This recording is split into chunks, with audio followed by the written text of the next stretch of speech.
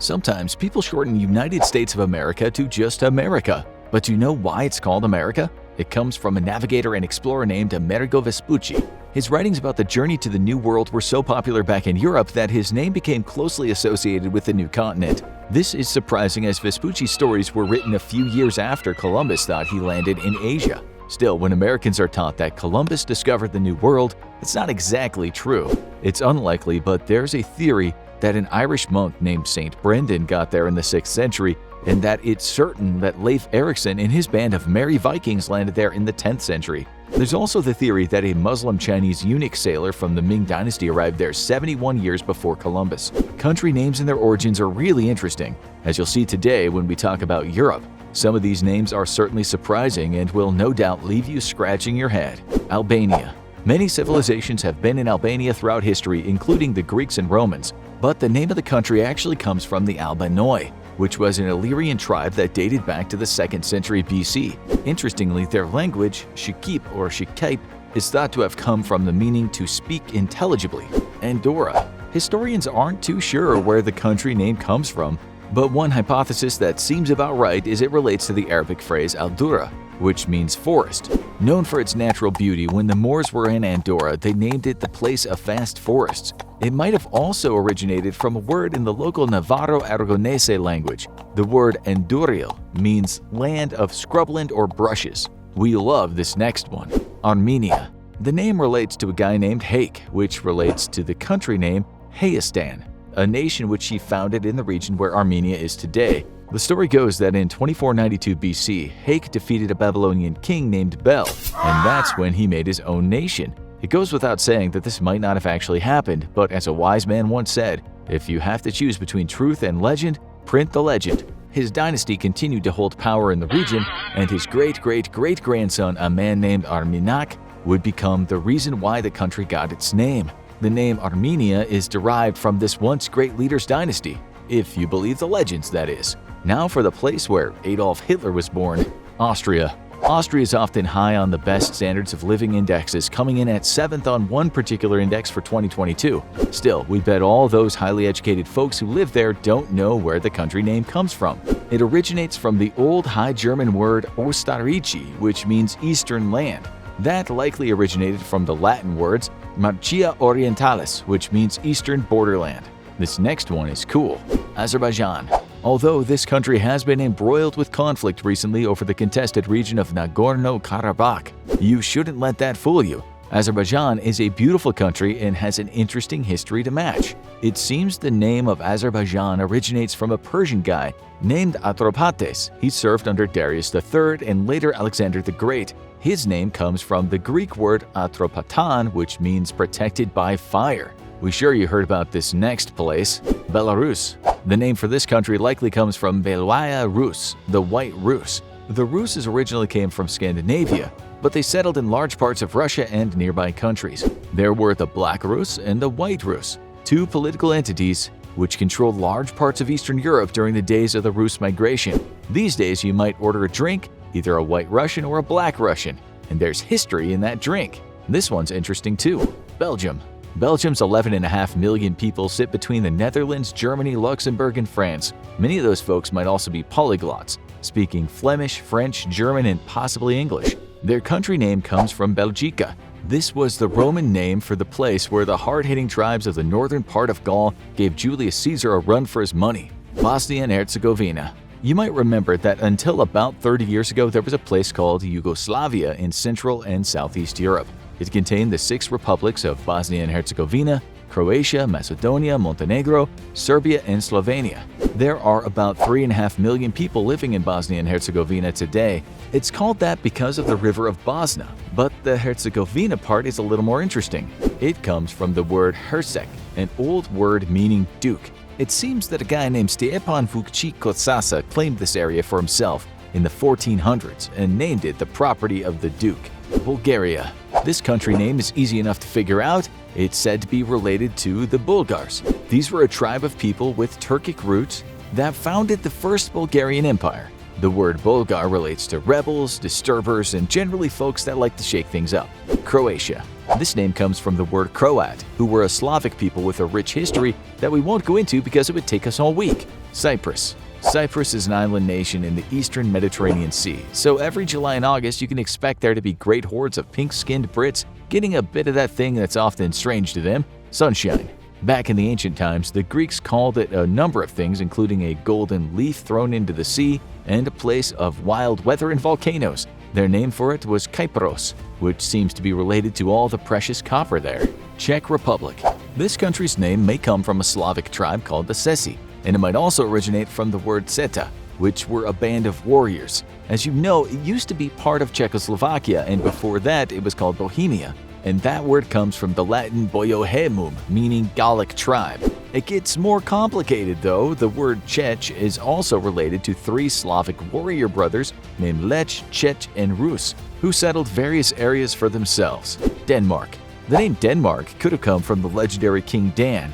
It might also come from the Latin and Greek name Dania. It also could have come from words meaning flat lands, but it might also have emerged from very old texts in which historians talked about the Dani people.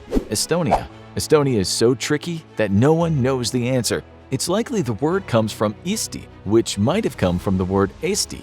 This is what the Roman historian Tacitus called a bunch of Eastern tribal folks when he was writing in the history text called Germania. Finland. This should be easy. It's the land of the Finns. But who are Finns? This is especially confusing when you hear that the early Finnish language didn't even have an F sound. Some historians say the word Finn comes from an Old English word Finna, but it's more likely that it comes from the Swedish words Finlonti and Finlandia, which just designated the area where Finland is. But then the Finns might say their country is Suomi, the name given to the northern regions of Finland. That's a word that may come from the word Suoma, which means swampland. If this isn't confusing enough, the word might be related to fish skins, which were apparently something people wore on their bodies. France. This is easy. It comes from the Franks, a Germanic tribe, and that comes from the old German word Franka, which can mean both fierce and brave. Georgia. Joseph Stalin's country of birth likely gets its name from the Persian word Guruj. The Guruj people came head-to-head with the Western European Crusaders, and unsurprisingly, the Europeans changed the name of the region. They called it Georgia, and then lied and said it was related to St. George. But there's another theory that it originated in ancient Greek texts, when the writers were referencing to tillers of the land, the Georgi. It might have also come from another Persian word, land of the wolves. Now for Europe's biggest country in terms of economy, Germany. Germany got its name from the Romans and Julius Caesar, who named this place at the east of the Rhine, Germania. Greece. The ancient Greeks didn't call themselves Greeks. They lived in city-states, although they might have called themselves Hellenes. In Greek mythology, the Hellenes came from Hellen, the son of Deucalion and Pyrrha. The Romans started calling them Greeks when they referred to these people as Graecae. Hungary. The name comes from on-ogur. This meant 10 arrows, which could have been related to the 10 tribes that belonged to the Magyar Confederation. The Magyars were tribes that didn't much like staying near the Ural Mountains, so they settled in other places, including what we now call Hungary. You'll dig this next one, Iceland. There are a lot of names for Iceland that all relate back to old poems. There's a story that in the 9th century a Viking looked at the place and decided to call it Snaeland, the land of snow. There's another tale that said the reason locals back then named it Iceland and the other place Greenland was so that raiders would think there was nothing worth raiding in Iceland. Yet another tale says a Norwegian guy named Hafna Floki Vigoresnan tried to live in Iceland, but things didn't exactly turn out great. All his livestock died during the first winter. He then got up and left, looking back over his shoulder and thinking, God, it's just full of ice. He then named it Iceland. Ireland. Maybe the name Ireland comes from the land of angry people. Get it? Ire means a form of anger. It has nothing to do with the word ire, though. The most likely explanation is it comes from the word ira, which in turn comes from the word iru. This is a really old word that relates to the matron goddess of Ireland. She was Iru. The ancient Greeks called Ireland Lerna, and the Romans called it Hibernia. Italy. Back in the day, there wasn't such a thing as Italy, but there were tribes in the area called Sicels. The Greeks called these folks Italoi, and that's likely where we get the name Italy. Kazakhstan.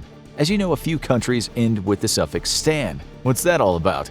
The answer is it comes from the Persian and Urdu word that means place of. So Kazakhstan is the place of the Kazakhs. But who were the Kazakhs? The word likely comes from Kaz, which means to wander. This area, after all, was full of nomadic people. Other meanings of the word might refer to the riders of the steppe. Either way, that's pretty cool. Kosovo. This one is short and sweet, or at least there doesn't seem to be many different theories out there. The name comes from the Serbian word that means field of the blackbirds. Latvia. This country's name comes from a group of tribal people called the Latgalians. They later joined up with other tribal folks and together they made up the Latvians. Liechtenstein. If you take this word apart, it can mean bright and stone. That was the name of a castle, and the castle became the name of a ruling dynasty, and that's how we get the country of Liechtenstein. Lithuania. Scholars might find themselves in a punch-up over the origin of this country's name. There's no consensus, but it might come from a small river called the Litava. There are other theories, such as it coming out of the word for rain. Luxembourg. This one's a bit easier. Back in 963, a guy named Siegfried Count d'Ardennes swapped his land for a Roman castle that was located on the Alzette River. The castle was called Lucilienburghoek, meaning Little Fortress. It was this castle that became the origin of the name Luxembourg. This next one is rather funny. Macedonia. Macedonia is thought to have come from the Greek word makednos, which can mean tall. It has the same root as the Greek word makros, which can mean high or long. So in short, when the Greeks referred to Macedonia, they might have been talking about highlanders or a place where tall folks lived. This next one is also quite amusing. Moldova. Moldova simply takes its name from the Moldova River. According to legend, in the 14th century, a guy named Prince Drago was hunting out there. Things did not go as planned. His dog, named Molda, drowned in the river. After that, the prince named the river after his much-loved pooch. So Moldova takes its name from a rather daft dog. Sorry, Moldovans. Monaco. This land of millionaires and tax evaders gets its name from the Greek word monikos, which means single, mono, and house, kos. Legend has it that Hercules stopped off there, and because of that, one single temple was built. Montenegro. We guess you can already figure out what this next country was named after. By breaking down the two words in its name, we get Black Mountain. The reason the country was called this was down to Mount Lovchen looking black when it was densely covered in trees. Netherlands. In Old English, Holland meant woodland, and that's how the folks of the western region of the Netherlands were referred to. After a while, people from all around this region were said to have come from Holland. It's even more confusing when you think of the people, the Dutch people. The word Dutch actually comes from the Old English words Thiod and Theod. The words Netherlands also comes from the word for lowland areas, literally the lowlands. The region has a complicated history, but don't worry about using either Netherlands or Holland. They pretty much mean the same thing, even if they aren't exactly the same. We like this next one too. Norway. The word Norway means pretty much one thing. That is the way north, or the northern way. It comes from the Old English word Northway. It's self-explanatory given that Norway is indeed the way north. Poland. Once upon a time, there was a Slavic tribe named the Polans. These people got to work building what became the state of Poland. But then you also have the Polish word for Poland, which is Polska. That literally means the land of fields.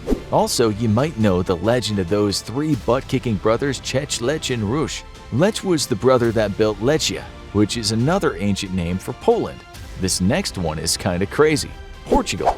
Portugal comes from the Roman Celtic name Portus Cale, meaning port of Cale. Who's Cale? Good question. She was a deity in Celtic mythology, sometimes referred to as a divine hag. Hey, don't shoot the messenger, hags were a big deal in Celtic mythology, so Portugal was named after an old hag. In the 7th century, Portus Cale started being called Portugal. Romania. You won't be surprised to hear that Romania takes its name from the Romans. Some Romans went there back in the day and settled the region, mixing in with the local Dacians, a tribe which Rome fought to get this region under its control. One historian explained, those Romans who remained in Dacia mixed their Roman language with the language of the Sarmatians, of the Slavs, and that of the Dacians. Russia. You already know the story of the Rus. Russia was the land of the Rus. These folks were Norse merchants that traveled across the Baltic Sea and ended up settling in the region near Moscow. San Marino. We imagine some of you haven't even heard of San Marino, the tiny and beautiful country in southern Europe that always gets its butt kicked when it plays soccer with other nations. As the story goes, a guy named St. Marinus escaped to this area thinking the Roman emperor was going to nail him up by his wrists. The saint ran for his life, built a church, kept speaking about God and Jesus, and hey presto, in time we got San Marino. Serbia. Serbia gets its name from the Serbs, like the Croats. The Serbs are a Slavic people. They have lots in common, just as the New York Times wrote in an article saying historians contend that the Serbs and Croats were related tribes of Persian origin, who migrated as warriors to the Balkan Peninsula, where they were assimilated by South Slavs already there by the 5th century. So Serbia was just a land of the Serbs. Slovakia. Slovakia is the land of the Slovaks, but the word Slovak isn't that different from the words Slovenes, Slavonians, and Slavs. Some Slavic tribes settled in what is present-day Slovakia sometime in the 5th century. Many centuries after, it became part of Czechoslovakia, along with Ukraine and the Czech Republic, but now it's its own place. Slovenia. So, as you can guess, Slovenia also relates to Slavic people. Slovenia and Slovakia don't border each other, and of course they have their own unique traditions, but they are similar in many ways too, just like the Welsh and the Scottish share lots of similarities. A Slav might be a Slav, but all Slavs are unique, and all Slavic countries are home to different kinds of Slav culture. Spain. The Romans called Spain Hispania. The Greeks talked about some folks who lived in the Iberian Peninsula and had their own language. There's a theory that the word for Spain might have come from the lands where metals are forged. It might have also come from the Greek word Hespernia, which means western land. Sweden. Sweden was once occupied by the feared Svea tribe. It was the land of the Svea, and Svea, like many of the tribes of Scandinavia, took off in boats and caused mayhem during raids. As you know, these guys we call the Vikings, thus popularizing their tribe's name, giving us the name of Sweden. Switzerland. The land of the Swiss is Switzerland, but who are the Swiss? It comes from the word Schwyz, which was the name of a province in this area. In 1291, 3 provinces called cantons, which included Schwyz, Uri, and Unterwalden, joined together. They became the Ewigerbund, the Eternal League. This became Switzerland. Turkey. This region of the world wasn't the country of Turkey until 1923. The word Turkey comes from the Turkic people, even though Turkey or areas of Turkey have been called all kinds of things over the centuries. This next one always seems to confuse Americans. United Kingdom. The Romans called this place Britannia, which at the time of their arrival was full of tribal groups including the Celts. In the 10th century, England was formed when a bunch of West Saxon kings wanted to consolidate power. The Vikings and the Saxons had been having numerous bloody scraps for ages by then. Under the laws in Wales Act of 1535 and 1542, England annexed Wales, and then in 1707 the Scots got on board, and the Kingdom of Great Britain became a thing. Northern Ireland is now also part of the United Kingdom. These countries all are still their own nations, even if they do form the country of the United Kingdom. In geographic terms, all of Ireland is part of the British Isles, but this is just an area, nothing to do with politics. There are tons of little islands in the British Isles. England, Scotland, and Wales and their little islands are part of Great Britain, but none of Ireland is. That means the UK and Great Britain are not exactly the same, but they're close. In terms of words, the Greeks and Romans might call England Albion, which comes from Latin and refers to the White Land. When someone sailed over to England, they were often met by the White Cliffs of Dover. The Romans called Scotland Caledonia after the Caledoni tribe. They also called Wales Cambria. The word England comes from the land of Angles, which comes from the Old English word Anglaland. Before that, the Romans might have referred to it as Angli. Vatican City. The word Vatican comes from an Etruscan settlement that went by the name Vatica, or Vaticum. The Etruscan civilization goes back about to 900 BC. They had their own things going on, but when Rome became super powerful, the Etruscans just became a part of Roman society. The Romans used the word Ager Vaticanus, which means Vatican territory, and that's how Vatican City got its name. Now you need to watch European Stereotypes, or have a look at this.